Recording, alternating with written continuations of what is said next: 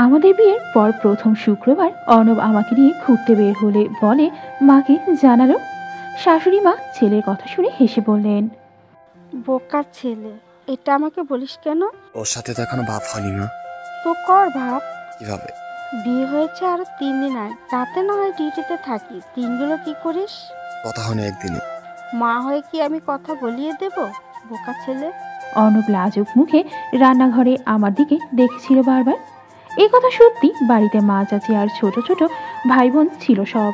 হুট করে হওয়া বিয়ে আর তার নাইট শিফটে চাকরির দরুন আমাদের মধ্যে কথাবার্তা হচ্ছিল না একদমই। দুজন দুজনকে চিনি না ঠিকঠাক। শ্বশুর মশাইয়ের পরিচয় আমার দাদুর সাথে। পিতৃহীন পরিবারের দাদু অভিভাবক হয়ে ভালো পাত্র পেয়ে আয়োজন ছাড়াই বিয়ে দিয়ে দিয়েছিলেন। আমারও মতামত জানানোর সুযোগ ছিল না। এদিকে শ্বশুরবাড়ি এসে অবধি বর কাছে পাইনি। এছাড়া আর কোনো অভিযোগের সুযোগ ছিল না। নিজের ঘর সাজানো গোছানো আসবাবপত্র আর রোজ রোজ ঘুমন্ত বরের মুখ দেখে কেটে যেত 3টি দিন, বেশ কেটেছিল।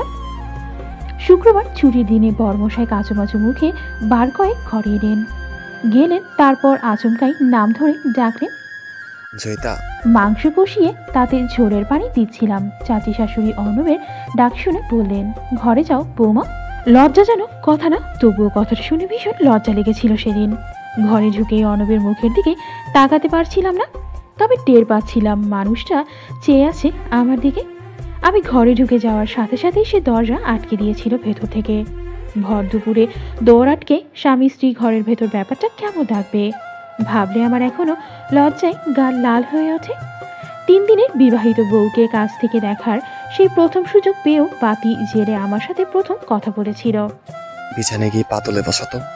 আমি কথা শুনে হা হয়ে তাকিয়েছিলাম তার মুখের দিকে। ও অধৈর্যের মতো আবারও আদেশ করলো, বিছানায় উঠো, জলদি বলছি। আমি কথা শুনে উঠে বসলাম বিছানায়। সে নিজেও পা তুলে উঠে বসলো আমার মুখোমুখি। ডান হাতে তর্জনীতে আমার থুতনি উঁচিয়ে ধরে তাকিয়ে রইল মিনিট খানেক। তারপর আচমকা বিড়বিড় করলো। আমার থুতনি ছেড়ে এবার গাল আর কপাল ছুঁয়ে দেখলো অর্ণব। যেন এই প্রথম তার রক্ত মাংসের মানুষ ছোঁয়ার ভাগ্য হলো। আমি তার আঙুলের স্পর্শ, উষ্ণ স্পর্শে থরথর করে কাঁপছিলাম। বলা ভালো, সে লক্ষ্য করেছিল আমার অধরের কেঁপে ওঠা। তার পৌরুষ বোধ হয় তাকে সেদিন জবাব দিয়েছিল। 25 বছরের কৌমার্য রক্ষার অহংকার তাকে সেদিন ধিক্কার দিচ্ছিল ক্ষণে ক্ষণে। দাঁড়িয়ে দাঁড়িয়ে বলছিল যেন, কি লাভ এই অহংকার ধরে রেখে? সামনের মেয়েটি তোর হালাল অর্ধাঙ্গিনী। অর্ণব খুব জোর আমার ঠোঁটের পরশ নিয়ে দ্রুতই আমাকে ঘর থেকে বের করে দিয়েছিল। আচমকা চুমুর স্পর্শ, তারপরই বলা, নিজের কাজ করো গিয়ে। আমার দু চোখে জল থই থই। আমারও জীবনে প্রথম পুরুষের স্পর্শ পাওয়া। সেই স্পর্শ টের পাওয়ার আগেই মানুষটা কেমন দূরছাই করে তাড়িয়ে দিল। দুপুরের আগেই সে কাউকে কিছু না বলে বাড়ি থেকে বেরিয়ে কোথাও চলে গেল। খাওয়ার সময় শ্বশুরমশাই আমায় ডেকে জানতে চাইল, অর্ণব কোথায় বৌমা?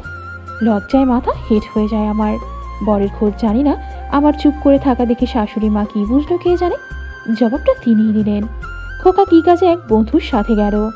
শ্বশুরমশাই নাখুশ হলেন বোধ হয়। গাঢ় কণ্ঠে বললেন, ওসব ছাড়তে বলো। ঢাকার টিকিট কাটতে বলেছিলাম, কি করো জিজ্ঞেস করো। চাকরিতে কয়দিন চলবে? বিয়ে করেছে 2 দিন গেল, বাপ হবে, তখন কি এই টাকায় সংসার আগাবে?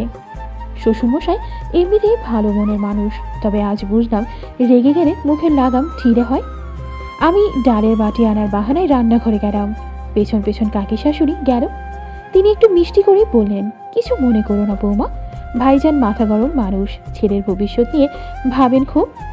আমি সত্যি মনে করিনি কিছু, কিন্তু অর্ণব কোথায় গেল সেটা নিয়েই চিন্তা হচ্ছিল খুব। দুপুরের খাবার খেলাম শাশুড়ি আর কাকি শাশুড়ির সাথে।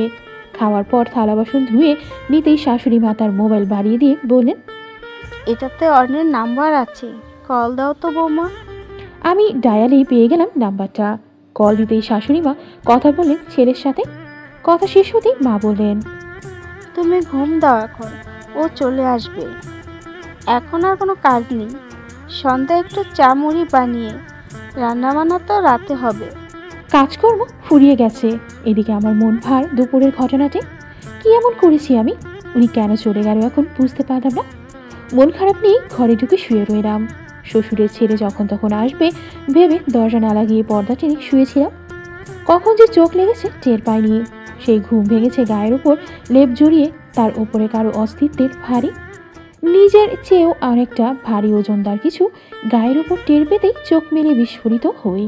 অর্ণব মিটিমিটি হাসতে হাসতে তাকিয়ে আছে আমারই দিকে। ভয় পেয়েছ? আপনি কষ্ট হচ্ছে? নামুন। আচ্ছা। আচ্ছা বললেও তৎক্ষণাৎ নামল না সে। টপাস টপাস অনেকগুলো চুমু খেয়ে তবে পাশে শুরু। জয়িতা, হুম আমাদের বিয়ের আজ 3য় দিন। হুম আমাদের বাসর হয়নি এখনো। হুম তোমার মুখ দেখে বাসর রাতে উপহার দেওয়া হয়নি। হুম তুমি কি চাও এমন কিছু হোক? হুম বাসর হোক? জানি না। আমি লজ্জা পেয়ে গেলাম, লেপের তলায় মুখ লুকিয়ে ফেললাম। অর্ণব অত সহজে চালো না। সে রাতে আমাদের বাসর হলো একগুচ্ছ লাল গোলাপ আর দুয়ানা সোনার আংটি হলো আমার সে রাতের উপহার। আমাদের মিষ্টি একটা সংসার হলো। শ্বশুরমশাইয়ের কথা মতো অর্ণব ব্যবসার জন্য ঢাকায় না গেলেও চাকরি করে সংসারের হাল বহাল রাখত। বিয়ের 1.5 বছরে আমাদের একটা ছেলে হলো। সেই আংটি বেচে হাসপাতালের বিল মিটিয়ে অর্ণবের প্রথম মুখ দেখা সন্তানের। দিন শেষে আমরা তবুও ভালো আছি, ভালোবেসে ভালো রেখে কাছাকাছি ভালো আছি আমরা।